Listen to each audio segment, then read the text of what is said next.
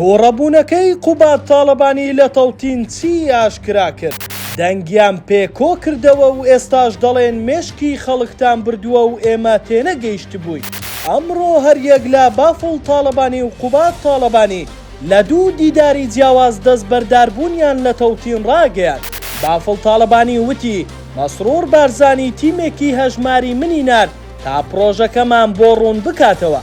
وتیشی هەندێ بابەتی تەکنیکی لەبارەی هەژماری من هەبوو ئاگاداری نەبووی، هیوادارین بگەینە ڕێکەوتن. قوبات تاڵەبانیش لە کۆنگرێکی ڕۆژنامەوانی کاتێک پرسیاری تەوتینی لێ دەکەن هەڵچوو، وەک بڵێ ئەوان هەرگیز لە بانگەشە تەوتینیان بەکار نەهێناوە.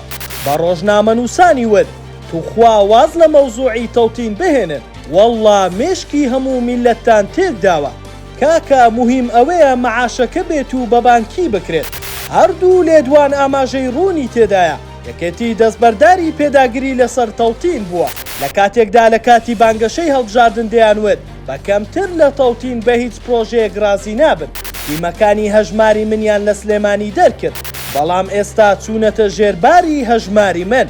نازاندرێت خۆیان قەناعەتیان گۆڕاوە یان پشکێکیان لە قازانجی هەژماری من پێدراوە. تۆ پێت وایە ئەم گۆڕانە خێرایە لە هەڵوێستی یەکێتی بۆچی دەگەڕێتەوە؟